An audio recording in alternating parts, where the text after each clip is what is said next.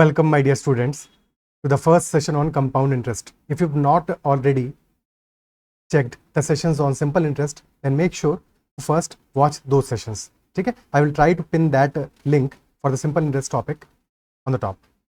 एक बार उनको चेकआउट कर लोगे तो फिर कंपाउंड इंटरेस्ट तुम्हारे लिए ज़्यादा रिलेटिवली ईजियर हो जाएगा, बिकॉज सारी चीज़ें जो हम सीखेंगे वो कनेक्टेड ही हैं सिंपल इंटरेस्ट और कंपाउंड इंटरेस्ट में. ओके, स्टार्ट करते हैं सेशन को. And if you have not already subscribe to the YouTube channel already and you are liking the content, then make sure to subscribe to the channel as well as press the bell icon. You can also message me for any queries or concerns on Telegram at ADITYAKT. So first of all, what is the difference between compound interest and simple interest? में difference क्या है? What are the similarities and what is the difference? So as far as simple interest is concerned, simple interest में हम क्या करते हैं, there is amount that is deposited in bank, या फिर हमने कोई एक लोन लिया है. दोनों ही केसेस में क्या है, स्टार्टिंग अमाउंट हमारा क्या है, that is principal. That principal is the initial amount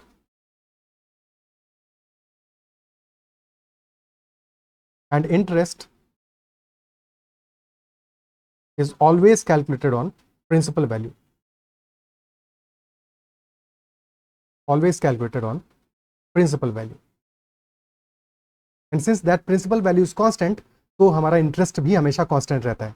So this interest, simple interest, this is always fixed, always constant for each year. For each year, because the interest is always calculated on the principal value. But as far as compound interest is concerned, the interest is always calculated, यहाँ पे ध्यान देना बात को, always calculated on principal. Principal पे तो calculate करते ही करते हैं, that is the initial amount. ठीक है, प्रिंसिपल पे तो कैलकुलेट करते ही करते हैं, including all previously accrued interest. Principal पे कैलकुलेट होता ही होता है. एडिशनली जितने भी हमारे इंटरेस्ट प्रीवियसली एक्रू हुए हैं उन पे भी हमारा इंटरेस्ट हम कैलकुलेट करते हैं. तो because these previously accrued interest keep changing each year, that is why our interest is not fixed. Interest is not fixed. Interest keeps changing, and this also implies that interest on all previous interest is charged.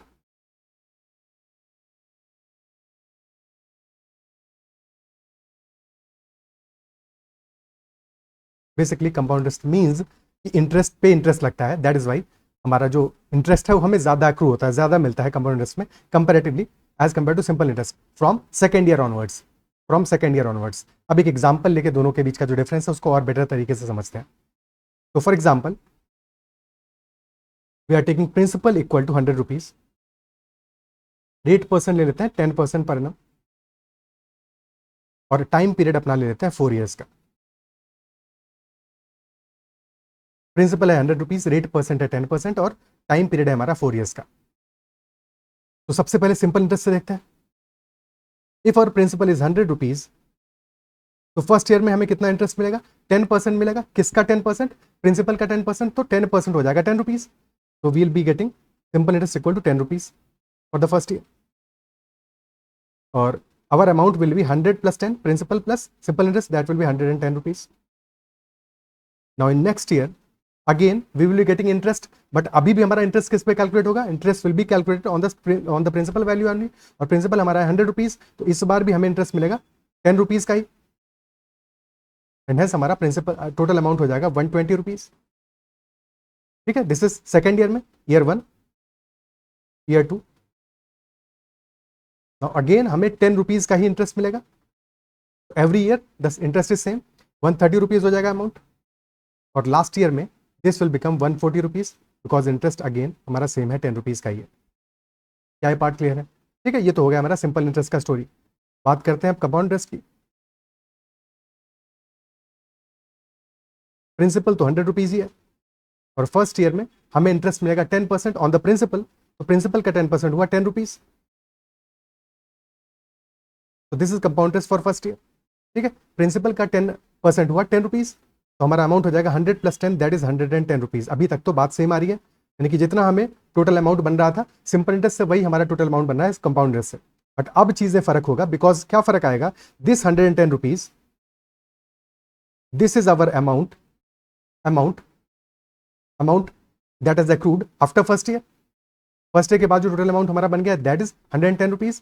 But this is also principal, ठीक है, ये हमारा initial principal था, principal जिससे हमने first year का interest calculate किया है, ठीक है। But this is principal for second year. Now we will calculate our interest on this principal value. तो सिंस हमारा प्रिंसिपल चेंज हो गया है, सो अब हमारा इंटरेस्ट 10% कैलकुलेट होगा 110 रुपीज़ पे, हमारे principal for the second year की वैल्यू पे, या फर्स्ट ईयर के बाद में जो अमाउंट हमारा बना है उसकी वैल्यू पे। तो 110 का 10% will be 11 rupees, that is why our amount after second year will be 110 plus 11, that is 121 rupees. Now this 121 rupees will be principal for next year. 2 years हो चुके हैं, ठीक है, तो प्रिंसिपल फॉर थर्ड ईयर। अब हमें 10% मिलेगा 121 rupees का, जो कि हो जाएगा 12.1 रुपीज़ का। 12.1, तो 121 plus 12.1 that will B 133.10 rupees, and this amount is total amount after 3 years, and this is principal for fourth year. और फोर्थ ईयर में हमें मिलेगा 10% ऑफ 133.10 रुपीज़, जो कि इंटरेस्ट हो जाएगा हमारा 13.31 रुपीज़। और इसको ऐड करेंगे अपने अमाउंट में, अपने प्रिंसिपल फॉर फोर्थ ईयर में, तो टोटल अमाउंट हमारा हो जाएगा 133 + 13 that is 146.41 rupees. So this is our total amount after 4 years, जब हम कंपाउंड इंटरेस्ट से इस अमाउंट को कैलकुलेट करते हैं, इंटरेस्ट कैलकुलेट करते हैं। क्या ये बात समझ में आती है? सिंपल इंटरेस्ट से हमारा अमाउंट 100 रुपीज़ से हुआ है 140 rupees in 4 years by the same interest rate, और कंपाउंड इंटरेस्ट से यही हमारा अमाउंट 100 रुपीज़ से हो गया है 146.41 रुपीज़, यानी कि हमारा जो इंक्रीज है वो कंपाउंड इंटरेस्ट के केस में ज़्यादा आया है, मच हाइयर आया है। तो if you observe in 4 years, तो इन 4 ईयर्स में हमें कितना इंटरेस्ट मिला है? 4 ईयर्स में सिंपल इंटरेस्ट से इंटरेस्ट मिला है 40%, 10% हर साल मिला है, तो 10% into 4 that is 40 years. But अगर यही बात कंपाउंड इंटरेस्ट से करें, तो यहाँ भी हमें इंटरेस्ट तो हर साल 10% ही मिला है, बट इफेक्टिव इंटरेस्ट हमें कितना मिल गया है 4 ईयर्स में? दैट इज 46.41%, जितना इंक्रीज आया है, बिकॉज 100 में ही इंक्रीज किया है हमने, तो 46.41% इन 4 ईयर्स। क्या ये बात क्लियर होती है? ठीक है, is that part clear? Okay, अब इसी बात को एक और तरीके से समझते हैं, बिकॉज अल्टीमेटली हमारा हो क्या रहा है कंपाउंड इंटरेस्ट में, कि तुम ऑब्जर्व कर रहे हो 100 रुपीज़ हमारा अमाउंट हो जा रहा है 110 रुपीज़। तो बेसिकली मल्टीप्लाई क्या कर रहे हैं हम इसमें? अगर हम 100 रुपीज़ में 1.1 से मल्टीप्लाई कर दें, 1.1 से क्यों कर देंगे? क्योंकि रेट परसेंट हमारा कितना है? 10% है। 10% यानी कि 1/10 है, 1/10 है, 1/10 यानी कि 10 में हम 1 का इंक्रीमेंट कर रहे हैं, 10 में हम 1 का इंक्रीमेंट कर रहे हैं। तो अगर 10 हमारा प्रिंसिपल है तो 1 का इंटरेस्ट मिलेगा, तो हमारा टोटल अमाउंट हो जाएगा 10 + 1 11 हो जाएगा। नेक्स्ट ईयर अगेन, अब ये जो 11 है हमारा, ये नया बेस हो गया है, बिकॉज प्रिंसिपल चेंज हो रहा है, अब ये नया बेस हो गया। अब हम इस पे 1 का इंक्रीमेंट करेंगे, बट 1 क्या होगा? 1/10 का इंक्रीमेंट करेंगे, यानी कि 11 का 1/10 हो जाएगा 1.1, तो 11 + 1.1 विल बी 12.1। बेसिकली हम सक्सेसिव चेंज कर रहे हैं, इजंट इट सो? और सक्सेसिव चेंज हमने ऑलरेडी सीखा हुआ है परसेंटेज में अच्छे से, तो यहाँ पे सक्सेसिव परसेंटेज चेंज से भी हम इस बात को समझ सकते हैं, because compound interest is nothing but successive percentage change only.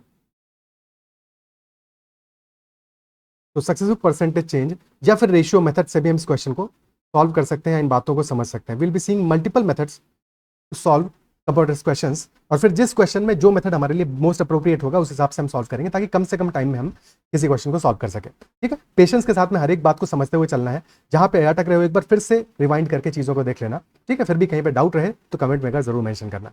Okay, successive percentage change के मेथड को भी एक बार फटाफट से शॉर्ट में देख लेते हैं। सेम एग्जाम्पल लेते हैं ताकि चीज़ें और बेटर समझ में आए। प्रिंसिपल हमारा अभी भी 100 रुपीज़ है, रेट परसेंट अपना 10% पर एनम ही रखते हैं। ओके, सो 100 रुपीज़ हमने स्टार्ट किया, और क्योंकि हम इंक्रीज कर रहे हैं 10%, यानी 1/10 का इंक्रीज कर रहे हैं, तो 10 में 1 का इंक्रीज कर रहे हैं हम। तो अगर हम 10 में 1 का इंक्रीज करेंगे तो हमारा प्रिंसिपल इनिशियली 100 रुपीज़ है, 10% इसका हमें इंटरेस्ट मिल जाएगा 10 रुपीज़। ठीक है, हमारा अमाउंट हो जाएगा 110 रुपीज़। बट क्या इस बात को ऐसे भी समझ सकते हैं कि अगर हमारा 100 रुपीज़ इनिशियल वैल्यू है और हमें 10% का इंक्रीज करना है, 10% यानी 1/10 का इंक्रीज करना है, तो हमारा मल्टीप्लाइंग फैक्टर क्या हो जाएगा? दैट विल बी 10 में 1 का इंक्रीज करें, यानी कि मल्टीप्लाइंग फैक्टर हो जाएगा 11/10, बेसिकली 1 + 1/10। 1 तो ऑलरेडी था, 1/10 का इंक्रीज कर रहे हैं, 11/10 हमारा मल्टीप्लाइंग फैक्टर होगा, तो 100 × 11/10 दैट विल बी 110 रुपीज़। ये तो हो गया ईयर 1 के एंड में अमाउंट। अब ईयर 2 में अगेन यही सेम स्टोरी करेंगे, मल्टीप्लाइंग फैक्टर हमारा फिर से सेम ही रहेगा, तो इंटू 11/10 हो जाएगा, तो 110 0 से 0 गया, 11 into 11 121 rupees will be our total amount after 2 years. Third year में अगेन यही सेम स्टोरी, मल्टीप्लाई करेंगे 11/10 से, तो 121 into 11 that will B 1331 divide by 10 तो 133.10 that will be our amount at the end of year 3। ठीक है, is that part clear? इसी चीज को हम रेशियो से भी देख सकते थे। रेशियो से कैसे देखते, कि हमें पता है कि हमारा अमाउंट में 10 में 1 का इंक्रीज हो रहा है, यानी कि अगर हमारा प्रिंसिपल इनिशियली 10 रुपीज था, 10 रुपीज था at the start of the year, तो एंड ऑफ द ईयर पे कितना हो जाएगा, 10 में 1 का इंक्रीज आ जाएगा, 11 हो जाएगा हमारा अमाउंट। तो फर्स्ट ईयर में ये स्टोरी होगा 10 से 11 हो जाएगा, और यही सेम हमारा चेंज सेकंड ईयर में भी आएगा। 3 ईयर्स के बाद में अगर हम देख रहे हैं तो 10 से 11 का चेंज सेकंड ईयर में भी आएगा, फिर थर्ड ईयर में भी 10 से 11 का चेंज आएगा, तो नेट में चेंज कितना आ गया, 10 into 10 into 10 1000, 1000 से हमारा अमाउंट बन गया है 11 into 11 into 11 यानी कि 1331। ठीक है, और 1000 की वैल्यू हमें कितने गिवन है, 1000 यूनिट्स है ना, ये यूनिट्स है, 1000 यूनिट्स की वैल्यू हमें गिवन है 100 रुपीज़, यानी कि 1/10 हो गया, तो 1331 इंटू 1/10 करोगे तो 133.10 rupees, that will be our total amount, this will be our total amount. Is that part clear? और फिर यहाँ पे एक छोटी सी बात और समझनी है कि जो बीच का डिफरेंस है हमारा, दिस डिफरेंस जो कि हमारा 331 यूनिट्स का आ रहा है, दिस इज कंपाउंड इंटरेस्ट। भाई ये हमारा अमाउंट है, ये प्रिंसिपल है, amount minus principal, that will be our compound interest, या फिर amount will be principal plus compound interest. तो डिफरेंस से हम कंपाउंड इंटरेस्ट की वैल्यू भी निकाल सकते हैं। क्या बात समझ में आती है? लेकिन ये सारी की सारी चीजें तब हुई जबकि हमारा हर ईयर के लिए रेट ऑफ इंटरेस्ट सेम हो। जरूरी थोड़ी है हमेशा ऐसा हो, किसी क्वेश्चन में ऐसा भी तो हो सकता है कि हमारा रेट ऑफ इंटरेस्ट डिफरेंट हो, पहले ईयर के लिए डिफरेंट रेट ऑफ इंटरेस्ट हो, सेकंड ईयर के लिए डिफरेंट रेट ऑफ इंटरेस्ट हो, थर्ड ईयर के लिए डिफरेंट हो। तो ऐसे केसेस में हम क्या करेंगे, वहां भी हम इस मेथड को अप्लाई करेंगे। कैसे करेंगे देख लेते हैं, एक एग्जांपल ले लेते हैं। लेट अस से हमने अपना अमाउंट लिया, अमाउंट प्रिंसिपल लेते हैं, ठीक है, अमाउंट तो टोटल एक्यूमुलेट होगा, प्रिंसिपल हमने लिया 100 रुपीज, और रेट परसेंट हमारा फर्स्ट ईयर के लिए मान लेते हैं 20% है, सेकेंड ईयर के लिए मान लेते हैं 10%, और रेट परसेंट थर्ड ईयर के लिए मान लेते हैं 50% है। ये सारे के सारे रेट परसेंट क्योंकि ईयर के हैं, पर एनम है, ठीक है, पर एनम है, एनुअल है। तो फर्स्ट ईयर में 8% आ रहा है, 20% विच इज 1/5, 1/5 यानी कि 5 में हम 1 का इंक्रीज कर रहे हैं, तो 5 रुपीज पे हमें 1 रुपीज का इंटरेस्ट मिल रहा है। सेकंड ईयर में 10 पे 1 का इंटरेस्ट मिल रहा है, और थर्ड ईयर में हमें 1/2 यानी कि 2 रुपीज पे 1 का इंटरेस्ट मिल रहा है। सबका बेस सेम भी कर सकते हो, पर बेस सेम करने की जरूरत है सच है नहीं। ठीक है, सो हमारा रेट परसेंट कितना है, 20% है फर्स्ट ईयर का, 1/5 का हमारा इंक्रीज मिल रहा है हमको। ठीक है, सो अगर हमारा बेस है या प्रिंसिपल है स्टार्टिंग में 100 रुपीज का, तो ईयर 1 में इंटरेस्ट कितना मिलेगा, 1/5 का इंटरेस्ट मिलेगा। 1/5 का इंटरेस्ट यानी कि 100 इंटू 1/5 यानी कि 20 रुपीज का इंटरेस्ट मिलेगा, अमाउंट हो जाएगा 120 रुपीज। और या फिर मल्टीप्लाइंग फैक्टर से देखते तो 1/5 का इंक्रीज मिल रहा है, यानी कि 5 में 1 का इंक्रीज हो रहा है, विच इंप्लाइज कि हमारा मल्टीप्लाइंग फैक्टर हो जाएगा 1 + 1/5 यानी कि 6/5 हो जाएगा, या 5 + 1 डिवाइड बाई 5 6/5 हो जाएगा। तो 100 में 6/5 मल्टीप्लाई कर दोगे, 120 रुपीज हमारा टोटल अमाउंट आ जाएगा आफ्टर ईयर 1, आफ्टर ईयर 1। अब ये प्रिंसिपल बन जाएगा नेक्स्ट ईयर के लिए, और नेक्स्ट टाइम मल्टीप्लाइंग फैक्टर कितना होगा, 1/10 इंक्रीज हो रहा है, यानी कि 11/10 विल बी मल्टीप्लाइंग फैक्टर, तो 12 इंटू 11 132 रुपीज हमारा प्रिंसिपल हो जाएगा आफ्टर ईयर 2। सेकेंड ईयर के एंड में हमारा जो टोटल अमाउंट है दैट विल बी 132 रुपीज, और थर्ड ईयर में हमें 50% का इंक्रीमेंट मिल रहा है, यानी कि 2 में 1 का इंक्रीमेंट मिल रहा है, तो हमारा मल्टीप्लाइंग फैक्टर आ जाएगा 3/2। ठीक है, चाहो तो इंटरेस्ट कैलकुलेट करके ऐड करके भी कर सकते हो, और चाहो तो मल्टीप्लाइंग फैक्टर से भी कर सकते हो, दोनों बातों से कोई फर्क नहीं पड़ेगा, हमारा आंसर तो सेम ही आएगा। तो 132 into 3/2 that will B 66 into 3 198 rupees, 198 rupees. यही अगर हम ऐड करके करते तो 120 में हम 10% ऐड करते तो 10% हो जाता है 12 रुपीज, 132 आ जाता, 132 में इसका हाफ 50% ऐड करते यानी कि 66 रुपीज ऐड करते तो आ जाता 198 रुपीज। क्या ये बात क्लियर है? और अगर ये पार्ट क्लियर है तो क्लियरली हमारा 100 रुपीज से हम पहुंच गए हैं 198 रुपीज पे, यानी कि 98% का इंक्रीमेंट मिला है इफेक्टिवली। तो 98% कंपाउंड इंटरेस्ट मिला है हमें 3 ईयर्स में। क्या ये पार्ट क्लियर है? ठीक है, और यही सेम चीज अगर हम रेशियो से देखते हैं, यही बात है, बस देखने का तरीका अलग है। रेशियो से देखते तो क्या करते हैं, पहले ईयर में हमें मिल रहा है 20% का इंक्रीमेंट, यानी कि 1/5 का इंक्रीमेंट, तो हमारा जो अमाउंट है वो प्रिंसिपल से अमाउंट का जो रेशियो है फर्स्ट ईयर में आ जाएगा 5 से 6 हो जाएगा। अगर प्रिंसिपल हमारा 5 था तो टोटल अमाउंट 6 हो जाएगा। सेकेंड ईयर में क्या कहानी बनेगी, 1/10 का इंक्रीमेंट मिल रहा है, यानी कि अमाउंट अगर हमारा प्रिंसिपल हमारा 10 था इनिशियली, ईयर के स्टार्ट में तो ईयर के एंड में आ जाएगा 11, टोटल अमाउंट 11 हो जाएगा। ईयर 3 में 1/2 का इंक्रीज मिल रहा है, यानी कि 2 पे 1 का इंक्रीज मिल रहा है, तो अगर प्रिंसिपल हमारा 2 था तो ईयर के एंड में 3 हो जाएगा। अब इसको सिंप्लीफाई कर लेते हैं, थोड़ा काटा पीटी हो जाए तो सबसे अच्छा है। 2 से काटेंगे 3 बचा, तो 5 × 10 आ गया 50। प्रिंसिपल अगर हमारा 50 है, टोटल अमाउंट आ जाएगा 3 × 11 × 3, 11 × 9 यानी कि 99 हमारा टोटल अमाउंट आ गया। 50 हमारा प्रिंसिपल है, 99 टोटल अमाउंट है, और 50 की वैल्यू हमें गिवन है क्वेश्चन में 100 रुपीज़, यानी कि मल्टीप्लाइड बाई 2। 99 हमारा हो जाएगा 99 × 2 विच इज़ 198 रुपीज़, यानी कि total amount will B 198 rupees after 3 years. और ये जो डिफरेंस आ रहा है दैट डिफरेंस इज 49 यूनिट्स, तो ये आ जाएगा 49 × 2, लेकिन 98 रुपीज़ का हमको मिलेगा कंपाउंड इंटरेस्ट। क्या ये पार्ट क्लियर है? ठीक है, तो हमने डिफरेंट इंटरेस्ट होंगे तब भी हम कैसे सॉल्व करेंगे ये भी चीज़ें हमने देख लिया, ये भी क्लियर हो गया। क्या यहाँ तक बातें समझ में आती हैं? ठीक है, ओके। अब इसके आगे की बात करते हैं, इसके आगे एक दो चीज़ों की बात करते हैं। फॉर एग्जाम्पल एक क्वेश्चन हमसे कह रहा है कि देयर इज अ प्रिंसिपल जो हमें पता नहीं है कितना है, बट आफ्टर 3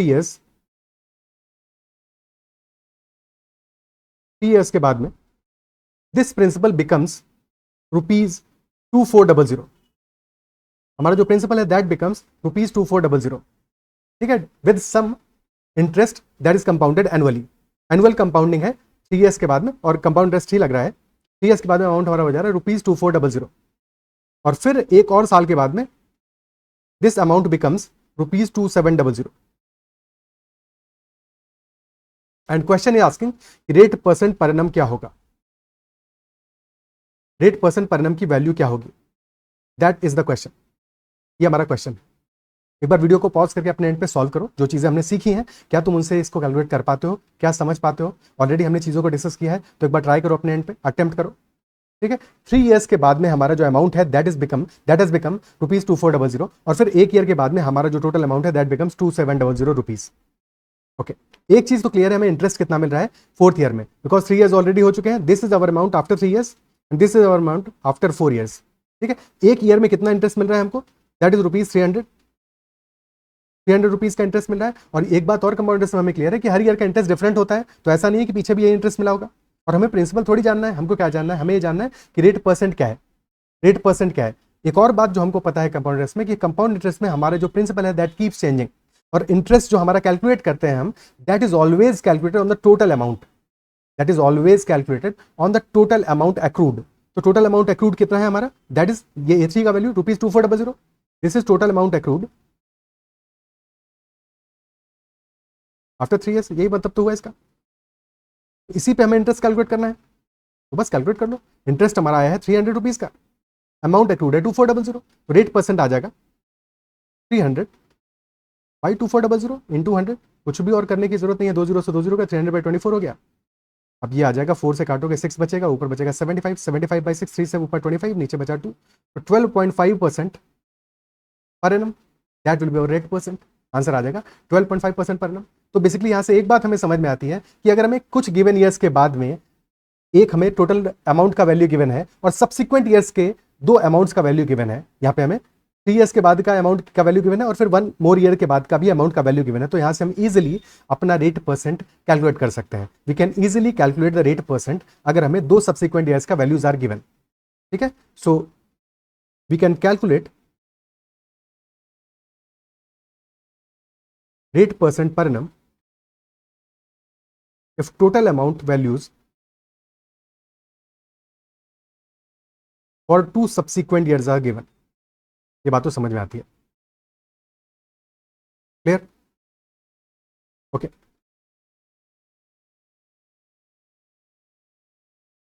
ठीक है। अब एक और एग्जांपल लेते हैं। For this time again we do not know what is the principal value, but after 2 years amount becomes 2000 rupees, total amount becomes 2000 rupees, and after 2 more years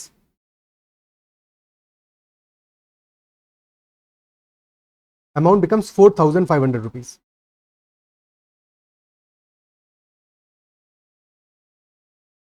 on compound interest, that is per annum।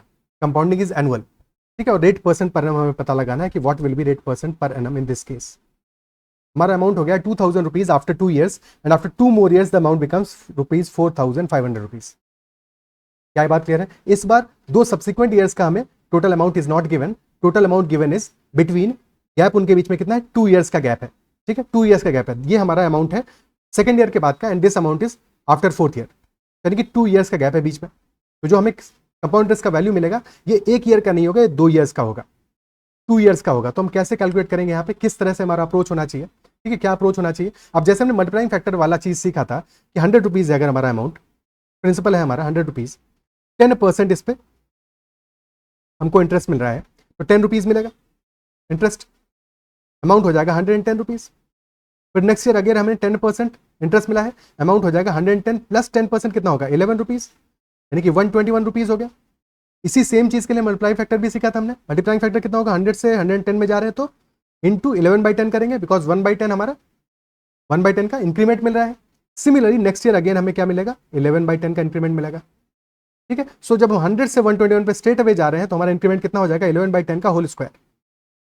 Basically जो multiplying factor हमारा 1 year का है उसका whole square हो जाएगा,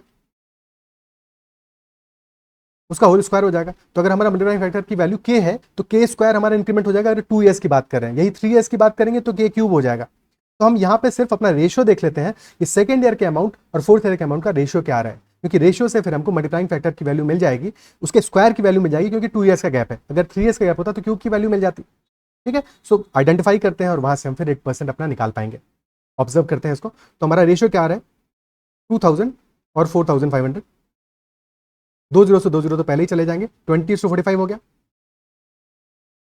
और फिर 5 से काटोगे, this will be 4 and this will be 9, तो 4:9 का रेशियो आ गया, 4:9 का रेशियो आ गया। यानी अमाउंट अगर हमारा 4 था तो 4 से 9 हो गया, 9 हो गया, यानी कि इंक्रीमेंट कितना हुआ है? 9/4 का इंक्रीमेंट हुआ है। अगर 4 में 9/4 मल्टीप्लाई कर दोगे तो 9 आ जाएगा, इजंट इट सो? तो 9/4 का हमारा इंक्रीमेंट हुआ है, और ये क्या है? 2 years में है, तो k स्क्वायर मल्टीप्लाइंग फैक्टर का होल स्क्वायर की वैल्यू हमें मिली है, और होल स्क्वायर अगर 9/4 है तो k हमारा हो जाएगा square root of 9/4, that will be 3/2। ये आ गया हमारा 3/2, मल्टीप्लाइंग फैक्टर आ गया 3/2, यानी कि 2 से हमारा इंक्रीज होके हो गया 3, यानी कि 1 का इंक्रीमेंट आया है 2 में, 2 में 1 का इंक्रीमेंट आया है, विच इंप्लाइज की रेट परसेंट हो जाएगा 1/2, which is 50% per annum. Rate percent हो जाएगा 1/2, 50% पर एनम। अब इस बात को चेक करने के लिए, इस बात को समझने के लिए एक बार इसको देख लेते हैं, सॉल्व कर लेते हैं, ठीक है। जैसे हमारा अमाउंट था 2 years के बाद में 2000, अब तुम्हारा 3rd ईयर में क्या वैल्यू आएगा? तुम इंक्रीमेंट करोगे 1/2 का, मल्टीप्लाइंग फैक्टर कितना आएगा? 3/2, तो 2000 इंटू 3/2 कर दो, वैल्यू आ जाएगा 3000 रुपीज। और फिर 3rd ईयर से 4th ईयर में जाने के लिए अगेन क्या करोगे? इंटू 3/2, तो दैट विल बी 4500। क्या ये बात क्लियर है? तो अगर हमें 1 ईयर की बजाय 2 years का वैल्यू गिवन है, 3 years के बाद का वैल्यू गिवन है, तब भी हम रेट परसेंट की वैल्यू आइडेंटिफाई कर सकते हैं अगर हम स्मार्ट हैं, अगर हम मल्टीप्लाइंग फैक्टर निकाल लेते हैं तो। क्या ये बात अप्रिशिएट कर पा रहे हो कि इस बात से फर्क नहीं पड़ता कि हमें डिफरेंस 1 ईयर का गिवन है या 2 years का गिवन है, हम फिर भी वैल्यू कैलकुलेट कर सकते हैं। Is that part clear? ठीक है, अभी हम क्वेश्चंस करेंगे, बट पहले 1-2 बेसिक समझ लें। ये सब बेसिक बातें समझ लेंगे तभी तो क्वेश्चंस इजीली हो पाएंगे आपसे। क्या ये बात समझ पा रहे हो? ठीक है, क्या ये बात समझ पा रहे हो? हम चीज़ों को अप्लाई कर पा रहे हैं जो हमने सीखा है अभी तक, ठीक है। आगे और बहुत सारी बातें सीखेंगे, बट अभी तक जो सीखे हैं क्या हम उन चीज़ों को अप्लाई कर पा रहे हैं? बिल्कुल कर पा रहे होगे। और अगर नहीं कर पा रहे हो तो एक बार फिर से स्टार्ट से चीज़ों को देखो, स्लोली देखो। हालांकि मैंने कोशिश किया है कि हर बात को बार बार एलाबोरेट करूँ, एक एग्जाम्पल बार बार इसीलिए ले रहा हूँ 100 वाला और 10% वाला, सो दैट तुम उन्हीं चीज़ों को बार बार अच्छे से देखना सीख पाओ। एक ही चीज़ को 4 तरीके से देखना सीखोगे तो वो चारों बातें समझ में आएंगी, तो सारी बातें समझ में आएंगी, सब कुछ अच्छे से डिटेल में समझ में आएगा। क्लियर है? ठीक है। अब हमने 2 एग्जाम्पल ऐसे ले लिए जहाँ पे कि हमें अमाउंट्स की वैल्यू गिवन है और वहाँ से हमने रेट परसेंट निकाला। बट मान लो कि हमें अमाउंट्स की वैल्यू ना गिवन हो और हमें कंपाउंड इंटरेस्ट की वैल्यू गिवन हो फॉर 2 सब्सिक्वेंट ईयर्स, तब कैसे करेंगे? तो उस चीज़ को भी देख लेते हैं। Let us say we've been given compound interest for second year is equal to rupees 560, ठीक है। और compound interest for third year is given as rupees 600, क्या वैल्यू ले लें? 644, और रेट परसेंट पर एनम हमें बताना है कि क्या होगा, ठीक है। सेकंड ईयर के लिए कंपाउंड इंटरेस्ट हमारा है 560 का, और थर्ड ईयर के लिए कंपाउंड इंटरेस्ट है हमारा रुपीज 644 का, तो रेट परसेंट पर एनम क्या होगा? अब अगेन हम सेम एग्जाम्पल लेते हैं और वहां से हम पैटर्न देखते हैं कंपाउंड इंटरेस्ट का। अगर अब तक तुमने ध्यान नहीं दिया तो अभी समझ में आ जाएगा। 100 रुपीज 10% मिला, हो गया 110। कंपाउंड इंटरेस्ट कितना मिला है? 10 रुपीज का मिला है फर्स्ट ईयर में, ठीक है। नेक्स्ट ईयर में कितना मिलेगा इंटरेस्ट? 10% ऑफ 110, 11 रुपीज का हो जाएगा कंपाउंड इंटरेस्ट। तो फर्स्ट ईयर का कंपाउंड इंटरेस्ट है हमारा 10 रुपीज, सेकंड ईयर का कंपाउंड इंटरेस्ट है 11 रुपीज। डिफरेंस कितना आया? इंक्रीमेंट कितना आया हमारा? इंक्रीमेंट हुआ है यहाँ पे भी, मल्टीप्लाइंग फैक्टर देखो कितना आ रहा है, 11/10 आ रहा है। 1/10 का इंक्रीमेंट हुआ है, 11/10 हमारा मल्टीप्लाइंग फैक्टर आ रहा है, इजंट इट सो? ठीक है। फिर नेक्स्ट ईयर में अमाउंट हो गया हमारा 121। अब कितना मिलेगा इंटरेस्ट? 121 का 10% यानी कि 12.1 मिलेगा। And again there is a increment of 1.1 यानी कि 10% का इंक्रीमेंट है, मल्टीप्लाइंग फैक्टर हमारा है 11/10। तो थर्ड ईयर का compound interest will B 12.1 rupees और अमाउंट हो जा रहा है 133.10। ठीक है। तुम बस चीजों को देखते चलो, अभी मैं सारी चीजें तुम्हें एक्सप्लेन करूंगा, सब कुछ समझाऊंगा, तुम्हारा कोई भी डाउट नहीं रह जाएगा। ठीक है। पूरी तरह से सारी की सारी चीजों को खोल के रख दूंगा कंपाउंड इंटरेस्ट का, ताकि तुम्हारा जो भी जहां पे भी चीजें जैसे भी कनेक्ट होती हैं तुम हर तरह से उनको देखना सीख सको। ठीक है। और ये क्यों हो रहा है ये भी समझाऊंगा। तो 133.10 रुपीज हमारा टोटल अमाउंट हो गया 3 ईयर्स के बाद में। ओके। अब यहाँ पे एक दो बातें और देखते हैं कि ऐसा क्यों हुआ। पहले हमारा 10 रुपीज है, बाद में 11 रुपीज क्यों हो रहा है, क्या फर्क पड़ रहा है और क्यों ऐसा हो रहा है कि हमारा मल्टीप्लाइंग फैक्टर टोटल अमाउंट में भी सेम आ रहा है और कंपाउंड इंटरेस्ट में भी ये हमारा मल्टीप्लाइंग फैक्टर सेम ही आ रहा है। ऐसा क्यों हो रहा है? ऐसा इसलिए हो रहा है क्योंकि तुम ऑब्जर्व करो, जब हमने फर्स्ट ईयर का इंटरेस्ट कैलकुलेट किया है, तो जो 10 रुपीज हमने इंटरेस्ट कैलकुलेट किया है ये किस पे मिला है? हमें 100 रुपीज पे मिला है। तो प्रिंसिपल हमारा 100 रुपीज है। ईयर 1 में इंटरेस्ट हमें कितना मिला है? 10% मिला है 100 रुपीज पे। तो प्रिंसिपल पे जो इंटरेस्ट मिला है वो 10% मिला है, तो हमारा सिंपल इंटरेस्ट कितना हो जाएगा? 10% of 100 rupees of principal 10 rupees. और यही हमारा फर्स्ट ईयर का कंपाउंड इंटरेस्ट भी होगा, यही फर्स्ट ईयर का कंपाउंड इंटरेस्ट भी होगा। ईयर 2 में बातें थोड़ी सी बदल जाएंगी। बदल क्या जाएगा? बिकॉज अब हमारा जो टोटल अमाउंट है दैट इज 110 रुपीज और हमारा जो इंटरेस्ट कैलकुलेट होगा कंपाउंड इंटरेस्ट में that will be calculated on 110 rupees पे कैलकुलेट होगा, यानी कि 100 पे भी कैलकुलेट होगा और 10 पे भी कैलकुलेट होगा। तो 100 रुपीज पे जो 10% मिलने वाला है वो तो अभी भी 10 रुपीज ही होगा, वो तो ईयर 2 में भी 10 रुपीज ही मिलेगा। पर जो 10 रुपीज हमारा ये जो इंटरेस्ट आया है ईयर 1 में, ये जो अक्रू किया है इंटरेस्ट हमारा ईयर 1 में, जो स्टार्ट में हमने सीखा था कि अक्रूड इंटरेस्ट पे इंटरेस्ट मिल रहा है, इस पे भी तो 10% मिलेगा। और यही जो 10% आ रहा है दिस इज 1 रुपीज। जो 10% ऑफ ईयर 1 का अक्रूड इंटरेस्ट है यही तो हमारा डिफरेंस क्रिएट कर रहा है ना। दैट इज वाई ये जो हमारा 11/10 का मल्टीप्लाइंग फैक्टर आ रहा है। भाई 1 जो मिल रहा है प्रिंसिपल वाला वो तो मिल ही रहा है, प्लस एडिशनल जो 1/10 मिल रहा है किस पे मिल रहा है? जो इंटरेस्ट अक्रूड है उस पर मिल रहा है। ठीक है। फिर हम सेकंड ईयर के बारे में बात करें तो ऑलरेडी ये इंटरेस्ट हमारा अक्रू हो चुका है सारा का सारा। ठीक है। ईयर 3 में बात करेंगे तो प्रिंसिपल पे अभी मिलेगा कितना? 10 रुपीज ही मिलेगा, बट इसके अलावा जितना भी इंटरेस्ट हमारा एक्टिव हुआ है उस पर तो इंटरेस्ट मिलेगा। ठीक है। तो 10 पे हमारा इंटरेस्ट मिल चुका है, वो हम देख चुके हैं। ठीक है।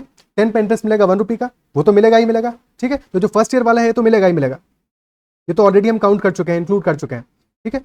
सो यहाँ पे तुम जब 121 में बात करोगे, इसमें बात करोगे तो 110 हमारा ये तो प्रिंसिपल है ये पीछे का, प्लस ये जो 11 रुपीज है इस पे एक्स्ट्रा इंटरेस्ट मिलेगा। 110 पे कितना मिलने वाला इंटरेस्ट? इस पे इंटरेस्ट मिलेगा 11 रुपीज का, और इस 11 रुपीज पे इंटरेस्ट मिलेगा 1.1 रुपीज का, and that is the additional 10%। यही तो एडिशनल 10% है, and that is why multiplying factor is 11/10। इसीलिए मल्टीप्लाइंग फैक्टर हमारा क्या है? 11/10 का मल्टीप्लाइंग फैक्टर है। That is the part of it. क्या ये बात क्लियर है? ठीक है। अब अपने ओरिजिनल क्वेश्चन पे चलते हैं। सेकंड ईयर का कंपाउंड इंटरेस्ट है हमारा 560 रुपीज और थर्ड ईयर का कंपाउंड इंटरेस्ट है 644। ये हमारे एक पर्टिकुलर ईयर का कंपाउंड इंटरेस्ट की वैल्यू गिवन है हमें, टोटल सेकंड ईयर तक का कंपाउंड इंटरेस्ट नहीं है। ठीक है। सो सेकंड ईयर में हमें इंटरेस्ट मिला है, कंपाउंड इंटरेस्ट मिला है 560 रुपीज का, और थर्ड ईयर मिला है 644 रुपीज का। डिफरेंस कितना आ रहा है? 560 सेकंड ईयर कंपाउंड इंटरेस्ट है और थर्ड ईयर का है 644। Difference is that of 84 rupees. 84 rupees extra मिला है, 84 रुपीज हमें एक्स्ट्रा मिला है इंटरेस्ट, इजंट इट सो? तो बस ये देख लें 84 रुपीज 560 का कितना एक्स्ट्रा है। ये एक्स्ट्रा क्यों मिला होगा? ये एक्स्ट्रा हमें मिला होगा इस 560 रुपीज पे जो इंटरेस्ट मिला है वही तो एक्स्ट्रा है, वही तो एक्स्ट्रा है। तो 560 पे 84 रुपीज इंटरेस्ट मिला है तो 8% आ जाएगा। 84 बाई 560 इंटू 100 जीरो से गया जीरो, तो दिस विल बिकम 84 बाई 560 28 से जाएगा 2 टाइम्स से जाएगा 3 टाइम्स 30/2, यानी कि 15% per annum will be our 8%, 15% per annum. Is that part clear? ठीक है। 15% पर एनम हमारा 8% आ जाएगा फॉर दिस पर्टिकुलर क्वेश्चन। क्या यहाँ तक बातें समझ में आती है? ठीक है। कुछ छोटे से एग्जांपल्स कर लेते हैं, कुछ क्वेश्चंस कर लेते हैं, इसके बाद में चीज़ों को रैप अप करते हैं फॉर द फर्स्ट सेशन। फटाफट से कुछ एग्जांपल्स कर लेते हैं। First question, if the amount received, हर एक क्वेश्चन में पहले क्वेश्चन को पॉज करना है, अपने एंड पे सॉल्व करना है। सारी चीजें जो हमें इस क्वेश्चन के लिए चाहिए वो सब चीजें, सारा आर्सेनल मैंने तुमको दे दिया है, सब चीजें तुम्हें समझ में आ गई, समझ चुके हो, और बाकी समझ में आ जाएगा जब इन क्वेश्चन को अपने एंड पे प्रैक्टिस करोगे। तो पहले पॉज करके खुद से अटेम्प्ट करो, इसके बाद में सॉल्यूशन देखो। ठीक है. Amount received at the end of third year and fourth year at compound interest on a certain principal is ₹9600 and ₹10272. तो थर्ड ईयर के बाद में जो टोटल अमाउंट है दैट इज 9600. फोर्थ ईयर के बाद का टोटल अमाउंट है 10272. What is the rate of interest percent per annum. तो प्रिंसिपल कितना भी है हमें नहीं पता, but after 3 years amount is 9600. Total amount की वैल्यू गिवन है दैट इज 9600. और after 1 more year, because fourth year के बाद का अमाउंट गिवन है, after 1 more year which is fourth year में, थर्ड ईयर के बाद का अमाउंट है 9600, फोर्थ ईयर के बाद का है 10272. This is the amount. ये हमारा अमाउंट हो गया.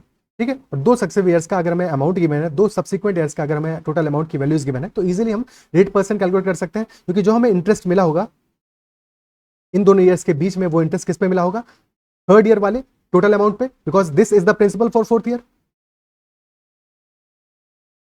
ये तो प्रिंसिपल है, तो पीछे वाला प्रिंसिपल कुछ भी रहा, उससे फर्क क्या पड़ता है. तो 9600 पे कितना इंटरेस्ट मिला है, डिफरेंस निकाल लो. डिफरेंस कितना आ रहा है, 672 का. तो 672 का इंटरेस्ट मिला है. 672 डिवाइड बाई 9600 इंटू 100.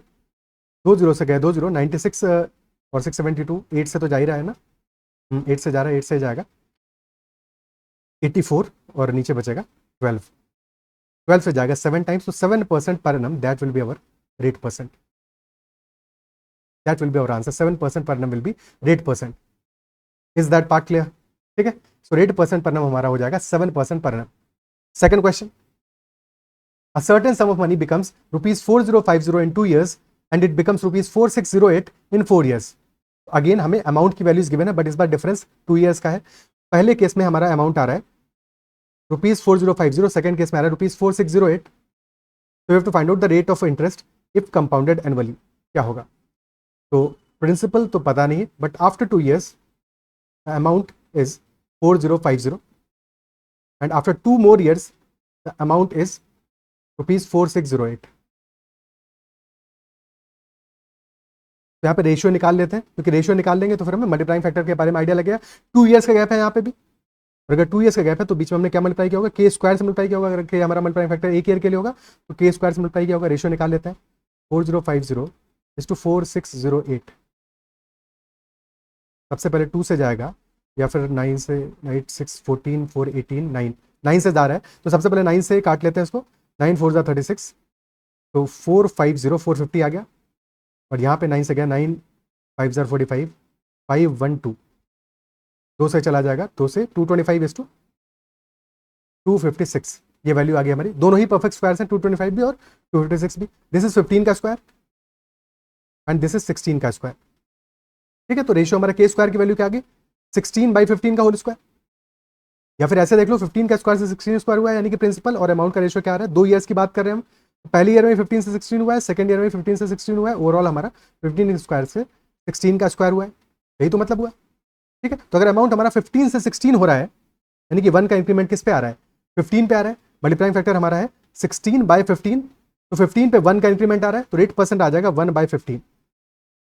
1/15, और जो कि होता है 6.66% per annum. 6.66% per annum. That will be our rate percent. Is that part clear? ठीक है. क्वेश्चन ये भी पूछ सकता था कि रेट परसेंट निकालने के बजाय पूछता कि कोई और अमाउंट देता कि ये अमाउंट हमारा 2 साल बाद कितना हो जाएगा, 3 साल बाद कितना हो जाएगा, तो हम इजीली कैलकुलेट कर लेते हैं, क्योंकि हमें मल्टीप्लाइंग फैक्टर पता चल गया है. Is that part clear. ठीक है. ओके. अब अगर हमें इस क्वेश्चन में इनिशियल वैल्यू निकालनी होती कि प्रिंसिपल क्या होगा, तो भी हम कर सकते थे. उस केस में हमें रिवर्स करना होता, क्योंकि हमें ये पता है कि प्रिंसिपल में जब के स्क्वायर मल्टीप्लाई करोगे या मल्टीप्लाइंग फैक्टर का स्क्वायर से मल्टीप्लाई करोगे, कि यहाँ भी स्टार्ट में भी 2 ईयर्स ही हैं, 2 ईयर्स है, तो के स्क्वायर से मल्टीप्लाई करोगे तो हमें मिलेगा 4050. प्रिंसिपल इंटू 16/15 का होल स्क्वायर, दैट इज 4050. तो प्रिंसिपल हमारा आ जाएगा 4050 इंटू 15/16 का whole square. This will be our principal. Clear है बात. ठीक है. निकालना नहीं है, बट अगर निकालना होता, कैलकुलेट करना होता, तो हम ऐसे कैलकुलेट कर सकते थे. Next question. A certain sum of money becomes ₹16,000 in 2 years and it becomes ₹21296 in 5 years. Find the rate of interest if compounded annually. Again हमें अमाउंट गिवन है, बट इस बार गैप कितना है, 3 years का गैप है. 3 years का gap है. Same question है, बाकी तो कोई फर्क नहीं है. तो 2 years के बाद में अमाउंट हो जा रहा है हमारा, बेसिकली 3 years 2 years के बाद का है, 2 years के बाद का. तो that is 16,000 and after 3 more years, क्योंकि टोटल 5 years है, तो after 3 more years this amount becomes 21296, क्योंकि बीच में गैप हमारा 3 years का है, तो मल्टीप्लाइंग फैक्टर को हमने 3 बार मल्टीप्लाई किया होगा, के क्यूब से मल्टीप्लाई किया होगा, यही तो मतलब हुआ। ठीक है, रेशियो निकाल लो फटाफट से, तो के की वैल्यू आ जाएगी यहाँ से 16,000 और 296 का रेशियो क्या आएगा, 8 से सिंप्लीफाई हो जाएगा, सबसे पहले 2000 बचा है यहाँ पे, और यहाँ पे 8 से जाएगा, 8 2 16, 6 48, 6 48, 2662, 2 से अभी और जाएगा तो ये बचेगा 1000, और दिस विल बी 1331, तो दिस वैल्यू इज 10 का क्यूब एंड दिस इज 11 का क्यूब। अच्छा, एक चीज़ और है कि इस क्वेश्चन में, इन सारे के सारे क्वेश्चंस में सॉल्व करते समय, क्योंकि हमें कैलकुलेशन में बहुत सारी चीज़ों की जरूरत पड़ेगी, तो स्क्वायर्स और क्यूब्स को अपने एंड पे जरूर रिवाइज कर लेना, स्क्वायर्स और क्यूब्स को अपने एंड पे जरूर से जरूर रिवाइज कर लेना। ठीक है, ओके, तो 10 क्यूब और 11 cube that is the ratio. यहाँ से के क्यूब की वैल्यू क्या आ जाएगी, 11/10 का whole cube, 11 cube divide by 10 cube, तो के आ जाएगा हमारा 11/10। तो 10 में 1 का इंक्रीमेंट कर रहे हैं, दैट इज हाउ हम 11 पे पहुंच रहे हैं, तो रेट परसेंट आ जाएगा 1/10, 1/10 which is 10% per annum, 10% per annum. Clear है? ठीक है, next question, rupees 1024 becomes rupees 1458 in 1 year and 6 months if compounded semi-annually. Find the rate of interest per annum. Compounding इस बार क्या हो रहा है, सेमी एनुअल हो रहा है, और सेमी एनुअल का मतलब क्या हुआ, 6 monthly, semi annual implies 6 months, लेकिन हर 6 मंथ्स में हम कंपाउंडिंग कर रहे हैं। इस बात का मतलब क्या हुआ, ये पहले समझना पड़ेगा कि इस बात का एज सच मतलब क्या हुआ, इसको हम कैसे समझें कि कंपाउंडिंग सेमी एनुअल है तो फर्क क्या पड़ेगा। ठीक है, कैसे हम इसको अंडरस्टैंड करेंगे, तो सबसे पहले ये बात समझना जरूरी है। फॉर एग्जाम्पल हमने रेट परसेंट ले लिया 20% per annum, okay, 20% per annum हमने 8% ले लिया, अमाउंट हमारा 100 रुपीज़ है। अगर हम एनुअल कंपाउंडिंग करते हैं, जो कि यूजुअल है, जो हम ऑलरेडी सीख चुके हैं, परफेक्ट हो गया, हमें समझ में आ गया है। ठीक है, एनुअल कंपाउंडिंग करते हैं तो 100 रुपीज़ में क्या होगा, एक ईयर के बाद में आफ्टर 1 ईयर कितना इंटरेस्ट मिलेगा, 20% का इंटरेस्ट मिलेगा, यानी कि 20 रुपीज़ का इंटरेस्ट मिलेगा, और 20 रुपीज़ का इंटरेस्ट मिलने के बाद में द अमाउंट विल बिकम 100 + 20, यानी कि 120 हो जाएगा after 1 year, after 1 year. Okay, और सेकेंड ईयर में फिर से इंटरेस्ट मिलेगा क्या, 20% का, 20% अब हो जाएगा 120 का, यानी कि 120 का 20% विल बी 24, बिकॉज 20% है 1/5, तो अमाउंट हो जाएगा 144 रुपीज़ आफ्टर ईयर 2, जबकि हम एनुअल कंपाउंडिंग कर रहे हैं। बट जब हम एनुअल कंपाउंडिंग ना करके 6 मंथली कंपाउंडिंग कर रहे हैं, इस बात का मतलब ये हुआ कि हमारा साल में 2 बार कंपाउंडिंग होगा, तो हमें 6 मंथ्स के में इंटरेस्ट कैलकुलेट होगा हर बार। ठीक है, 6 मंथ्स में पहली बार इंटरेस्ट कैलकुलेट होगा, फिर 6 मंथ्स में दूसरी बार इंटरेस्ट कैलकुलेट होगा, तो हमारा रेट एक सेकंड, रेट परसेंट हमारा 20% क्या है, एक साल में है, पर एनम है, तो 6 मंथ्स का रेट परसेंट हमें इफेक्टिव निकालना पड़ेगा। 6% में कितना मिलेगा, 6 मंथ में कितना मिलेगा, जस्ट हाफ मिलेगा, तो 10% पहले 6 मंथ्स में मिलेगा, 10% दूसरे 6 मंथ्स में मिलेगा, पहले 6 मंथ में मिलेगा 10% और दूसरे 6 मंथ्स में मिलेगा 10% ही, तो 2 पार्ट्स में हमने ब्रेक कर दिया। ठीक है, अब करते हैं सेमी एनुअल कंपाउंडिंग पे।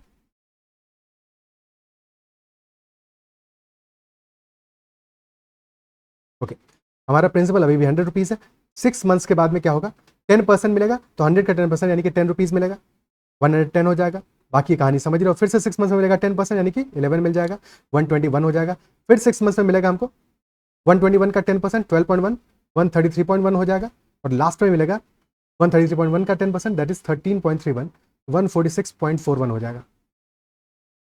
तो अभी भी हमारा ईयर्स 2 ही है, rate of interest per annum 20% ही है, बट कंपाउंडिंग क्योंकि सेमी एनुअल हो रहा है, कंपाउंडिंग ज्यादा फ्रीक्वेंट हो रहा है, ज्यादा फ्रीक्वेंट हो रहा है, दैट इज वाई पहले वाले केस में हमें इंटरेस्ट कितना मिला है, 44% का 2 ईयर्स में, 2 ईयर्स में 44% मिला है, और यहां पे मिला है 2 ईयर्स में हमें टोटल इंटरेस्ट 46.41%। ठीक है, और अगर हम एक्जैक्टली एक ईयर की ही बात करें तो 1 ईयर में जब हमारी कंपाउंडिंग है एनुअल, तो हमें 1 ईयर में इंटरेस्ट कितना मिला है, 20%। बट जब सेमी एनुअल कंपाउंडिंग कर रहे हैं, यानी कंपाउंडिंग हम अपनी 6 मंथली कर दे रहे हैं, तो हमें 1 ईयर का इंटरेस्ट भी कितना मिल जा रहा है, 21% मिल जा रहा है, 21% मिल जा रहा है। बेसिकली क्या है, this is successive percentage change, तो ऑलरेडी हम देख चुके हैं कि पहले वाले केस में ईयर में हमारा सिर्फ एक बार हमें इंटरेस्ट मिल रहा है 20% का, बट दूसरे वाले केस में 2 पार्ट में तोड़ दिया 10% के, तो पहले पार्ट में भी 10% मिला है, फिर दूसरे पार्ट में 10% मिल रहा है, और जो दूसरे पार्ट वाला 10% है, ये सिर्फ और सिर्फ प्रिंसिपल पे तो नहीं मिलता, टोटल अमाउंट पे मिलता है ना। दैट इज वाई यहाँ पे क्या होगा, पहले तो 10% मिल ही रहा है, सब्सिक्वेंट 2 चेंजेस हैं 10% और 10% के, तो हमारा इफेक्टिव चेंज आ जाएगा, इफेक्टिव रेट ऑफ इंटरेस्ट आ जाएगा, दैट विल बी 10%, यानी x% plus y% plus x into Y by 100, that is 10 into 10 by 100, तो total effective rate of interest आ जाएगा 21%, और वही हमारी वैल्यू यहाँ पे हम ऑब्जर्व कर पा रहे हैं। क्या ये बात सीख पा रहे हो, समझ पा रहे हो, क्लियर है? तो अब अपने ओरिजिनल क्वेश्चन पे चलते हैं। अपने ओरिजिनल क्वेश्चन पे यही सेम चीज अप्लाई करते हैं। हमें तो वैल्यूज गिवन है, बट क्योंकि हमें पता है कि 1 year 6 months is total time period, पहले इरेज कर देते हैं सारी वैल्यू, ठीक है। 1 ईयर 6 मंथ्स हमारा टोटल टाइम पीरियड है विच इज 18 मंथ्स, और इस बार हमारा एक टाइम पीरियड कितना है, सेमी एनुअल है, यानी कि 6 मंथ्स है। टोटल टाइम पीरियड कितने होंगे, 18 months by 6 months which is 3 time periods होंगे, 3 टाइम पीरियड्स होंगे, ठीक है। कंपाउंडिंग हमारे टोटल 3 टाइम पीरियड्स होंगे, 3 साइकिल्स होंगे कंप्लीट, ओके, 3 साइकिल्स कंप्लीट होंगे, और हमारा प्रिंसिपल की वैल्यू है 1024 और अमाउंट की वैल्यू है आफ्टर 3 साइकिल्स दैट इज 1458, ठीक है। ईयर्स कितने हैं वो इंपॉर्टेंट नहीं है, हमेशा हमें ये फोकस करना है कंपाउंड इंटरेस्ट में कि टोटल नंबर ऑफ साइकिल्स कितनी है, total number of time periods कितने हैं,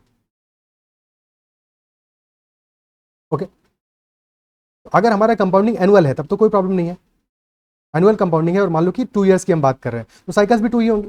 बट अगर हमने सेमी एनुअल कर दिया यहाँ पे, सेमी एनुअल कर दिया तो हमारे 2 ईयर्स में 4 साइकिल्स हो जाएंगी, बिकॉज 6 मंथ्स की ईच, 4 इंटू 6 मंथ्स। यही हमने अगर क्वार्टरली कंपाउंडिंग कर लिया, यानी कि हर 3 महीने में कंपाउंडिंग होगा, तो और ज्यादा साइकिल्स हो जाएंगी। ईयर्स अभी भी 2 है, बट एक साल में 3 क्वार्टर है, 4 क्वार्टर होंगे, 4 क्वार्टर होंगे, ठीक है। तो 4 क्वार्टर्स इंटू 2, यानी कि टोटल 8 साइकिल्स हो जाएंगी, 8 इंटू 3 मंथ साइकिल्स। क्या ये बात अप्रिशिएट कर पा रहे हो? और इंपॉर्टेंट हमारे लिए क्या है, कितनी साइकिल्स हो रही हैं, ठीक है। हमें रेट ऑफ इंटरेस्ट जो भी गिवन होगा, अगर क्वेश्चन में हमें रेट % गिवन होगा टोटल साल का, तो हमें उसको कन्वर्ट करना पड़ेगा सेमी एनुअल में, उसके बाद में फिर साइकिल्स के हिसाब से अकॉर्डिंगली कैलकुलेट करेंगे। इस क्वेश्चन में हमें क्या है, हमें अमाउंट गिवन है, प्रिंसिपल गिवन है, और 3 साइकिल्स के बाद का अमाउंट गिवन है, रेशियो निकाल लेते हैं। मल्टीप्लाइंग फैक्टर क्या होगा यहाँ पे, क्योंकि 3 साइकिल्स हैं ऑफ 6 मंथ्स, तो अगर हमारा मल्टीप्लाइंग फैक्टर एक साइकिल के लिए k होगा तो this will B k cube, ठीक है। बिल्कुल भी टेंशन नहीं लेना है, चीजों को बस अच्छे से समझते जाना है, सब कुछ बिल्कुल क्लियर हो जाएगा। k क्यूब से मल्टीप्लाइंग फैक्टर होगा, रेशियो निकाल लेते हैं फटाफट से। 52 से ही जा रहा है ये, तो स्टार्ट में 512 हो रहा है ये, और दिस वैल्यू विल बी 729, दोनों क्यूब है, 512 8 का क्यूब है और दिस 729 क्या है, 9 का क्यूब है, यानी कि हमारा k क्यूब की वैल्यू क्या आ जाएगा, दैट विल बी 9/8 का होल क्यूब। तो k यहाँ से आ जाएगा हमारा equal to 9/8, k is equal to 9/8 आ गया, यानी कि 8 से हमारा अमाउंट क्या है, 1 का इंक्रीमेंट ले रहा है, 9 पे पहुंच रहा है। तो रेट % कितना आ रहा है, रेट % आ रहा है 1/8, यानी कि 12.5%। बट जल्दबाजी नहीं करनी है, 12.5% जो हमारा रेट % आ रहा है, ये किस में आ रहा है, एक साइकिल में आ रहा है, एक साइकिल में, पर साइकिल या पर 6 मंथ्स, 6 मंथ्स। और रेट % हमें बताना क्या है, पर एनम बताना है। साल में क्या होगा, डबल हो जाएगा, rate of interest per annum double होगा, तो that rate % will be double that of R%, 2R% होगा, so that will be 12.5 into 2 and hence 25% per annum, 25% per annum, option C, option C will be the answer. Otherwise पूरा solve करने के बाद में 12.5% mark कर दोगे और चीजें हो जाएंगी गलत। क्या ये बात कह रहे हैं, ठीक है। So answer will be 25%, okay. Next question करते हैं।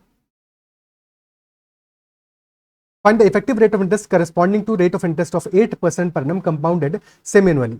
सेमी एनुअल कंपाउंडिंग हो रहा है, यानी कि अभी भी हमारा क्या है, साइकिल क्या है, 6 मंथ्स का है, और हमें रेट % गिवन क्या है, पर एनम गिवन है 8%, तो इसको हमें 2 पार्ट में ब्रेक करना पड़ेगा, दोनों पार्ट होंगे 4% और 4% के, क्योंकि 6 मंथ्स में 4% ही मिलने वाला है, ओके। और 2 साइकिल्स होंगी, तो अगर 100 रुपीज हमारा था, फर्स्ट 6 मंथ्स में क्या मिलेगा, 4% मिलेगा, तो +4 हो जाएगा, 100 + 4 हो गया 104।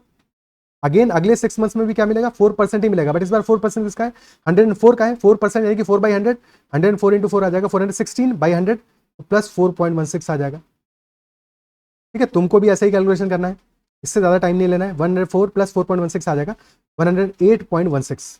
तो एक ईयर के बाद में अमाउंट हमारा 100 से हो गया है 108.16, चेंज कितना है, 8.16 का चेंज आया है, और ये क्योंकि 100 में चेंज आया, that is why this is 8.16% per annum, ठीक है। इफेक्टिव रेट ऑफ इंटरेस्ट आ गया हमारा, इफेक्टिव रेट ऑफ इंटरेस्ट आ गया है 8.16% per annum, option C will be the answer, ठीक है। डायरेक्टली हम सक्सेसिव चेंज से भी कर सकते थे, क्योंकि 4% और 4% का सक्सेसिव चेंज आ रहा है, और 2 टाइम पीरियड में आ रहा है, तो 4 + 4 + 4 into 4/100, that will be 8.1600, that is 8.16% per annum, so answer will be 8.16.